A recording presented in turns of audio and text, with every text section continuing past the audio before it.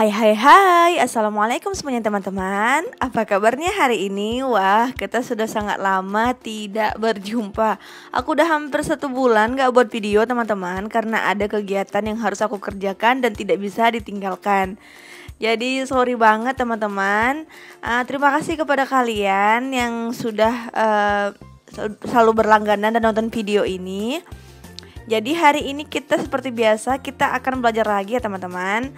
Kita hari ini ngebahas tentang Renaissance. Tapi sebelum lanjut, seperti biasa, untuk kamu jangan lupa klik tombol subscribe-nya dan bunyikan lonceng di sampingnya. Oke, tanpa berlama-lama, kita bahas yang pertama, Renaissance. Renaissance itu teman-teman, itu berasal dari bahasa Perancis. Re dengan science, berarti lahirnya kembali kebudayaan Yunani dan Romawi. Kemudian teman-teman, latar belakang lahirnya Renaissance itu yang aku tandai merah, ialah Eropa mengalami masa kegelapan karena saat itu para pemimpin gereja yang berkuasa. Zaman kegelapan atau Dark Age disebut juga abad pertengahan. Renaissance merupakan titik awal dari peradaban modern di Eropa. Renaissance mengajarkan manusia lahir ke dunia untuk mengolah, menyempurnakan dan menikmati dunia. Menurut Cicero, semangat humanis dapat dipelajari melalui bidang sastra, filsafat, retorika, sejarah, dan hukum. Sampai di sini teman-teman paham ya apa yang aku jelaskan atau mulai pusing? Kemudian teman-teman, Renaissance menyebabkan sekuler atau sekularisasi yang semakin kuat. Leon Battista Alberti mengatakan bahwa manusia dapat melakukan apa saja yang mereka inginkan. Renaissance mengajarkan kepada manusia agar memanfaatkan kemampuan dan pengetahuannya untuk melakukan pelayanan kepada sesama. Ini Uwak Leon ini nanti akan aku tampilkan, ini dia gambar dia. Nah, ini dia tokoh-tokoh Renaissance. Sebenarnya banyak, tapi aku cuplikan hanya ada 5 di situ yang fokus utamanya. Itu yang pertama teman-teman, kita tengok itu ada namanya si Leonardo da Vinci. Pasti teman-teman tahu ini dianya Wak ini, Leonardo da Vinci ini yang terkenal dengan lukisan Mona Lisa. Karyanya yang terkenal adalah lukisan jamuan terakhir di dinding Biara Santa Maria di Milan, Italia, dan lukisan Mona Lisa yang saat ini terdapat di Museum Louvre di Paris atau Prancis. Nah, terus di sini juga aku bahas ada si Niccolo Machiavelli. Machiavelli adalah seorang tokoh liberal terbaik. Karyanya yang terkenal itu adalah kedua prinsip.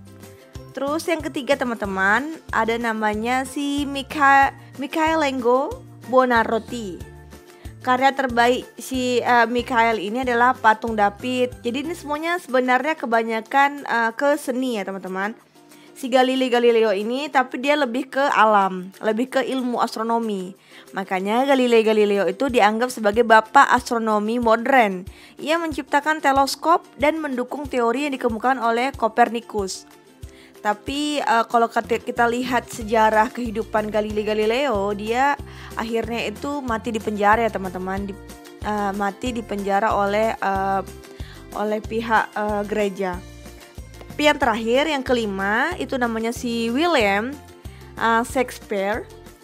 Karya William itu dia lebih ke kayaknya seperti sastra. Karya itu yang terkenal itu adalah Romeo dan Juliet gitu teman-teman. Itu 5 tokoh penting di dalam Renaissance. Kemudian setelah kita bahas mengenai tokoh-tokoh Renaissance itu, kita bahas dampak positif adanya Renaissance.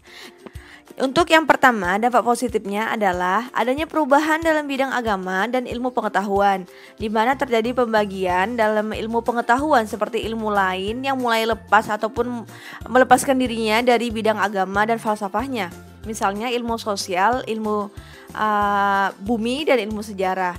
Begitu juga dengan ilmu eksak juga terpecah menjadi ilmu alam. Renaissance teman-teman, yang kedua dan positifnya telah membentuk masyarakat perdagangan yang berdaya maju. Keadaan ini telah melemahkan kedudukan dan kekuasaan golongan gereja yang senantiasa berusaha menyekat perkembangan ilmu dan masyarakat di Eropa. Kemudian teman-teman, di sini dampak positif yang ketiga, adanya tumbuhnya kebebasan, kemerdekaan, dan kemandirian individu di masyarakat tersebut. Terus dampak yang keempat, Renaissance telah melahirkan tokoh-tokoh perubahan di Eropa, antara lain tokoh perubahan terkenal William Harvey. Ini juga salah satu tokohnya. Tadi di situ tadi nggak aku tuliskan, tapi tokoh utama itu juga si William juga termasuk yang memberikan sumbangan dalam kajian peredaran darah. Berarti ilmu kedokteran ya teman-teman. Terus yang kelima, dampak positif yang kelima, Renaissance telah melahirkan masyarakat yang lebih progresif dan wujud semangat mandiri sehingga membawa kepada aktivitas penjelajahan dan kemajuan. Dan untuk yang terakhir itu mendorong pencarian daerah baru sehingga berkobarlah era penjelajahan samudra. Itu berarti ada 6 ya, ada 6 dampak positif dari Renaissance. Sekarang kita akan bahas mengenai dampak negatifnya. Untuk pembahasan yang terakhir teman-teman, dampak negatif dari Renaissance ini aku buat hanya 2. Yang pertama, Eropa pada periode ini benar-benar mendapatkan ancaman dari masyarakat Arab. Pada Khalifah Umayyah telah meluaskan wilayah taklukannya sehingga daerah-daerah seputar pintu-pintu gerbang Konstantinopel terjadi pengepungan di daerah Eropa. Terus dampak negatif yang kedua teman-teman, muncullah suatu isu yang disebut kontroversi ikonoklaktik, yang berisi bahwa apakah imaji-imaji tentang Tuhan dan Sang Perawan Maria serta orang-orang suci baik dalam bentuk gambar maupun patung boleh dipergunakan di dalam misa atau tidak. Kontroversi ini mengundang persoalan lama, yaitu tentang kebebasan agama yang terpisah dari bebas organisasi politik.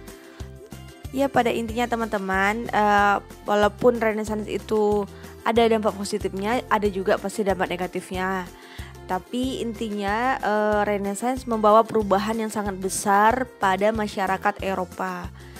Kalau tidak, mungkin sampai sekarang mereka akan tetap dikepung ataupun dikontrol oleh pihak gereja gitu teman-teman.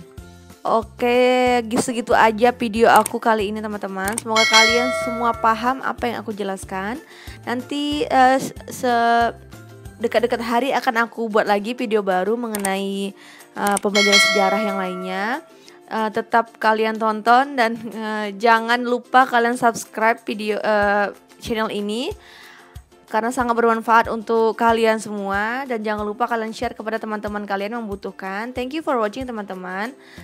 See you on the next video. Bye bye. Assalamualaikum.